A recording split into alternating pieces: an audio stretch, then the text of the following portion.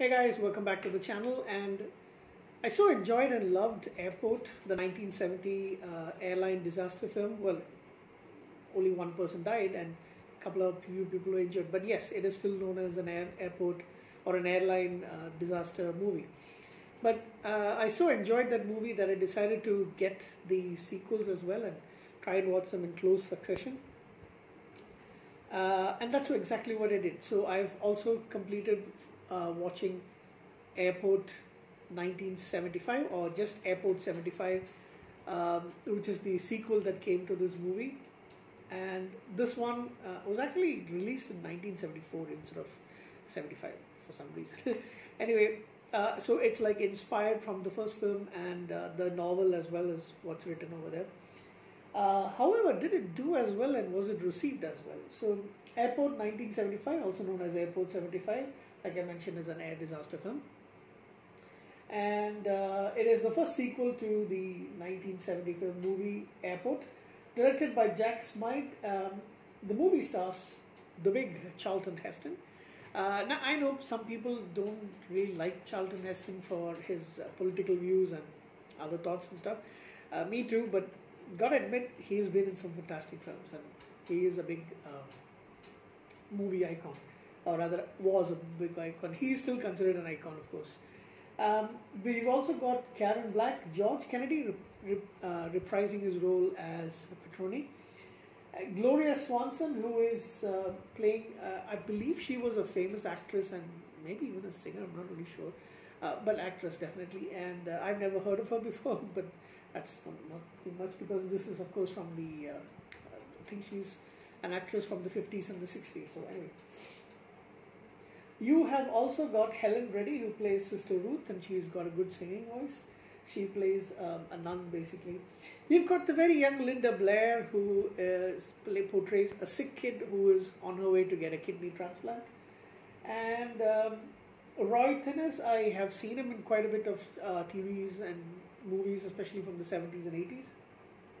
He plays one of the, I think he's the co-pilot. Who else? Oh yeah, very surprised to see Jerry Stiller, the dad of Ben Stiller, playing one of three drunks in the movie. Was very nice to see him. You've got Conrad Janis, who is another actor who I've seen in several TV shows. Like I've seen him in a couple of memorable episodes of V and Remington Steele and in quite a lot of other stuff. So another familiar face from the 70s and 80s.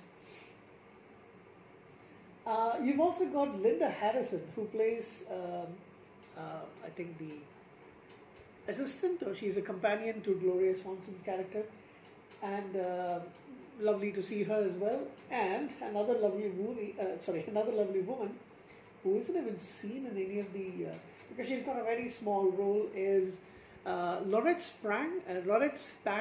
She played Cassiopeia in the original Battlestar Galactica, and I'm a big fan of that show, and therefore it's lovely to see her as well. Also, another icon from television and a few movies, Eric Estrada, who plays the navigator. So yeah, this movie's got a lot of familiar faces for me. The main thing about the movie is there is, while on this, the plane is a 747-100. It's a red-eye flight from Washington to Los Angeles on a Columbia Airlines flight. Unfortunately, they collide with a small, I don't know if it's a Cessna, but it's a Beechcraft Banner, who's piloted by a man who's going for a business meeting in Boise, Idaho. Unfortunately, he has a heart attack while he's piloting, and he's the only one in the plane. He's piloting himself. He suffers a heart attack. He tries to control the plane, but unfortunately, he crashes into the cockpit of this 747, taking with him the. There's a big hole in the cockpit, and the pilot, the co-pilot, is swept outside, and the navigator dies. The pilot is badly injured, and therefore they need him to be relieved. Now, Karen Black, who plays the lead stewardess, she has to take over the plane, guided by mission control, or whatever you call it, and her paramour, her boyfriend, um, who she's having a problem with because, of course, because he's been what do you call it? Not really stepping up the commitment aspects. So they've actually had a little bit of a fight before this, and that's Charlton Heston, and he and Petroni managed to get the Air Force involved, and they try to get an airline pilot to from a helicopter hoist himself onto a rope and try to enter the cockpit. Unfortunately, Karen Black's character is not able to grab onto him in the swinging of the plane, and he is lost as well. He falls out and dies. So Charlton Heston character jumps onto the pilot. He's a pilot himself, so he jumps onto the plane, manages to get into the cockpit and land them to safety. And of course, everybody else is saved. So that's the basic premise of the movie, and I found it to be a little bit difficult to fathom that kind of thing happening, but especially because the cockpit is actually damaged that badly. How are they going to... Anyway, that's fine. There is some criticism against the movie because some people say that they, in order to get the same kind of result or save money as much as possible, they reduced the budget for the movie, made it around 3 million, which is something that a television movie of that time would actually get. But they wanted the same kind of returns as the much successful and much lauded original movie is. So that was one of the things. And I'll tell you this, Charlton Heston almost looks like he is phoning in his performance. He isn't the kind of Charlton Heston that I've known before.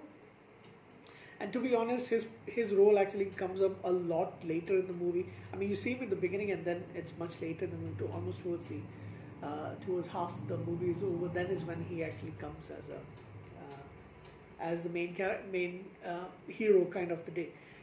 The movie actually belongs to Karen Black because, and I've only seen her in the horror movie House of a Thousand Corpses.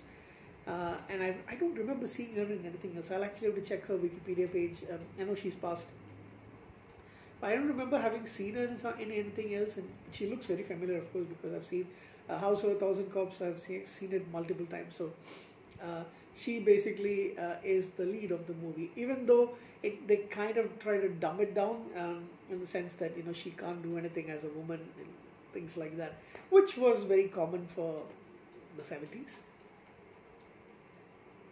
And possibly the 80s and 90s. Well, anyway, that basically is the premise of the film. The rest of the passengers are saved.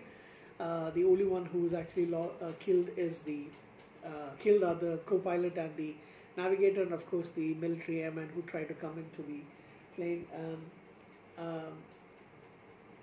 What's his name? Joe Petroni is also along for the ride, and he is reunited with his wife and son who are passengers on the plane as well. And I think it was pretty much a decent movie. Nothing really great. In fact, I'm actually lowering the scores quite a bit for this movie. I'm going to give it a 6.5. I might watch it again. Normally 7 is what I would actually, but I might watch it again and might change my mind a little bit. But it was interesting enough. So should I give it a 7? I'm not really sure. But to be honest, I feel a 6.5 is actually better for this movie. And but it was nice to see all the familiar faces. Thank you very much, guys. Have a good night, and I shall see you in the next review coming up pretty soon.